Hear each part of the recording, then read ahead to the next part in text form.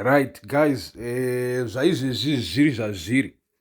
Right, first takaona manesi achibudikira achiprotesta, achiita mademonstrations. No, isusu vakomana tiri kuhura mari shoma, mari yatiri kuhura haitomboiti, handiti vamwe vanikaiti.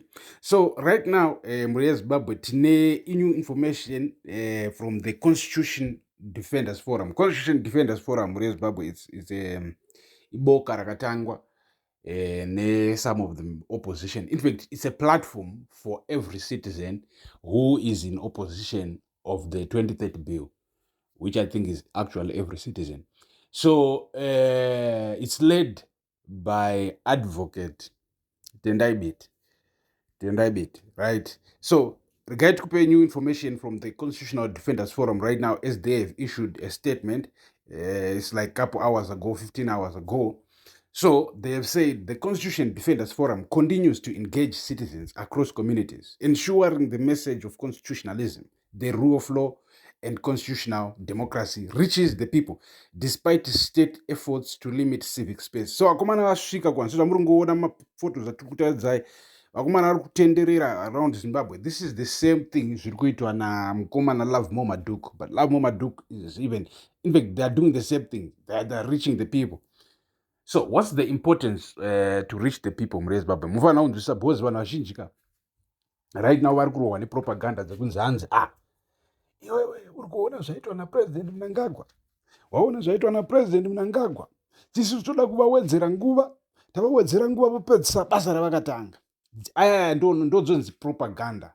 Chokwadi ndechekuti bill iriri harisi kungotsvaga kungoextenda term yapresident chete, riri kutsvagwa even to take more power from other institutions in Zimbabwe, even to give the president more power over the parliament itself, to give president more power over voting itself, kutora zvose zvana voters registration, everything zvoiswa mumaoko apresident. So kuvhota kwekuchameka sense chirudzi. As a matter of fact, this bill is seeking directly to say, iwewe same citizen, you are useless, you are not supposed to vote for the president.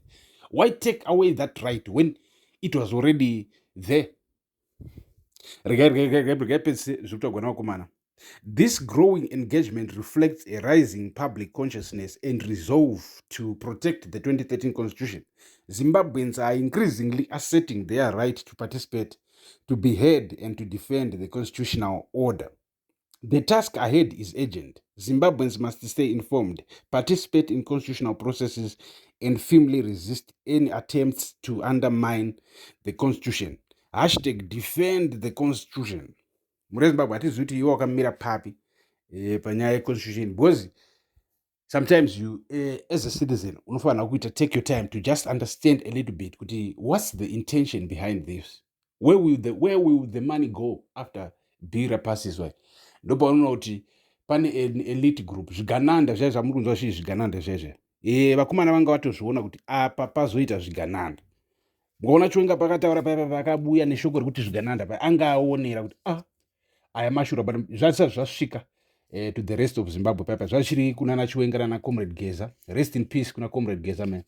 He informed us early tisati tambofungira chifunga kuti vari kunyepa itaura kuti kwazobiwa kambani, kwazodiya zotogwa kambani masoja ikazodanzika chiti but maybe it's politics, you know. But now it's very clear that mukomana ari kuita inonzi ambush of the whole Zimbabwean people, the whole citizens, with ambush, you know. So garai panapa pa the Mtapa Times, tichange chikupa ma updates ese as they come.